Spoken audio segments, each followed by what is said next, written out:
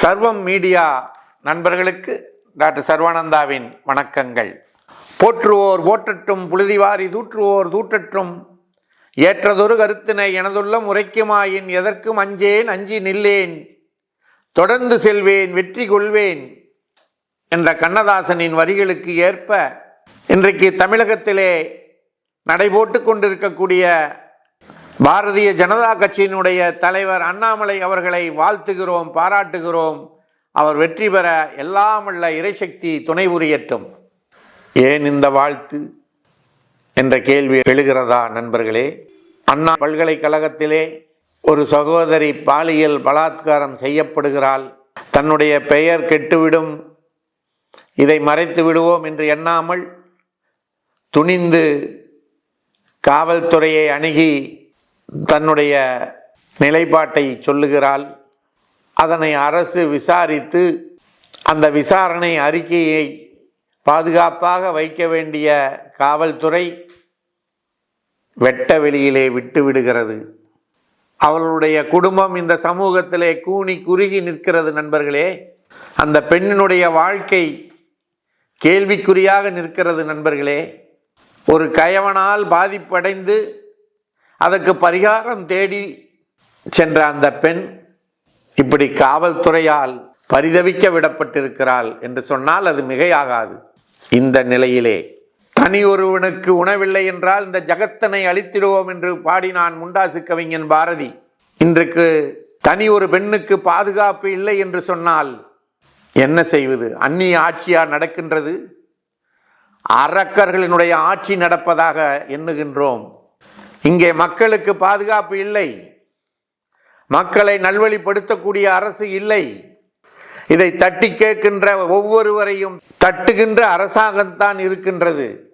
மக்களுடைய கோரிக்கைகளை, வேண்டுகோள்களை, பிரச்சனைகளை என்னவென்று காது கொடுத்து கேட்பதற்கு ஆட்சியிலே அமர்ந்திருக்கக்கூடிய அமைச்சர் பெருமக்களுக்கு நேரமில்லை.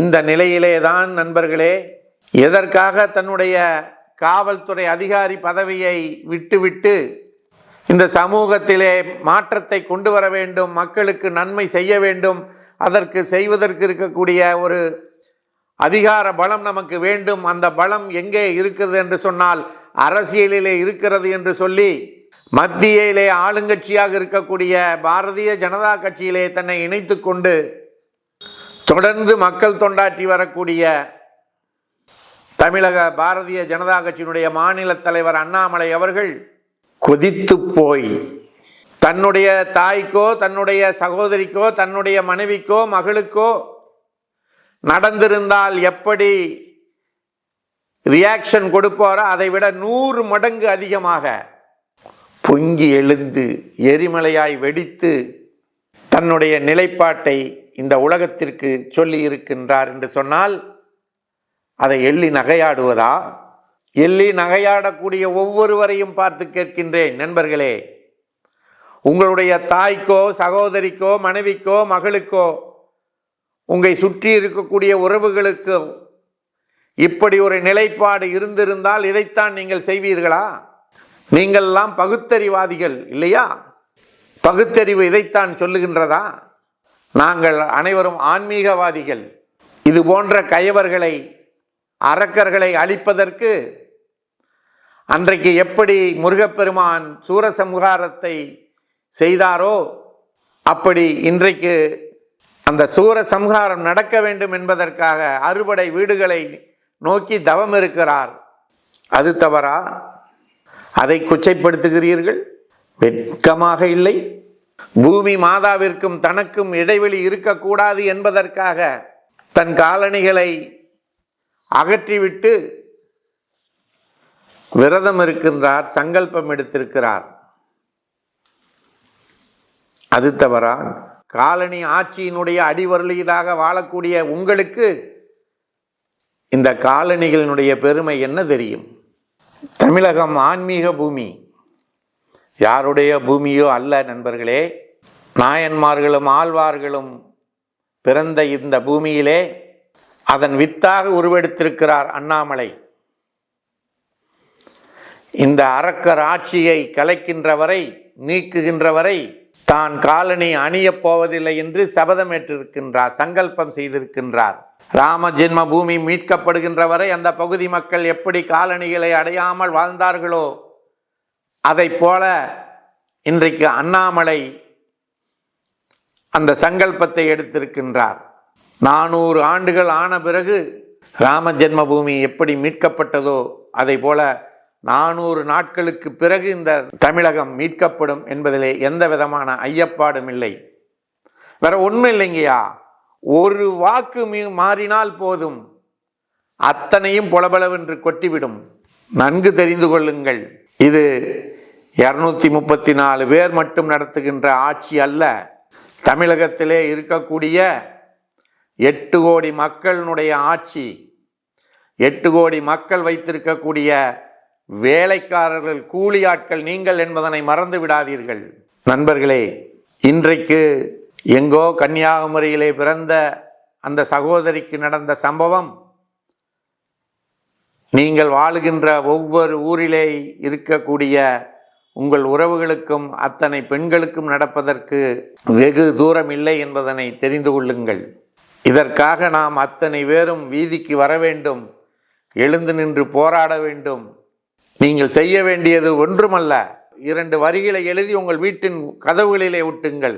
தமிழக அரசே, தமிழக அரசே, காவல்துறையை பெண்களுக்கு பாதுகாப்பு கொடு, குற்றவாளிகளுக்கு மரண தண்டனை கொடு. இந்த வாசகத்தை மட்டும் எழுதி ஒட்டுங்கய்யா, மக்கள் பார்க்கின்ற வகையிலே ஒட்டுங்கள். இது ஒன்று போதும். தமிழக அரசு நல்ல நிலையிலே அத்தனை குற்றவாளிகளையும் அடக்கும். சென்னை கமிஷனர் அவர்களே, குற்றவாளிகளுக்கு குற்றவாளியின் மொழியிலே சொன்னால்தான் புரியும் என்று சொன்னீர்களே, இந்த குற்றவாளிக்கு அந்த மொழி தெரியாதா? அந்த குற்றவாளியினுடைய மொழி உங்களுக்கு தெரியாதா? எப்பொழுது சொல்லப் போகிறீர்கள் என்று மக்கள் கேள்வி கேட்கிறார்கள், எதிர்பார்க்கிறார்கள்.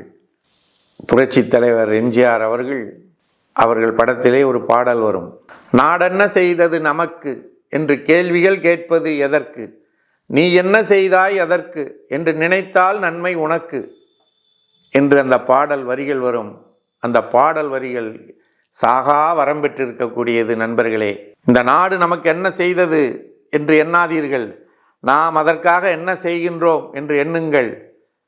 இன்றைக்கு இந்த நாட்டிலே இந்த அளவுக்கு நாம் அமர்ந்து உரிமையாக பேசுகின்ற பேச்சு சுதந்திரம் இருக்கிறது என்று சொன்னால் அதற்கு காரணம், பின்னாலே லட்சக்கணக்கான மக்கள் தங்களுடைய உடல், பொருள், ஆவி அனைத்தையும் தியாகம் செய்திருக்கிறார்கள்.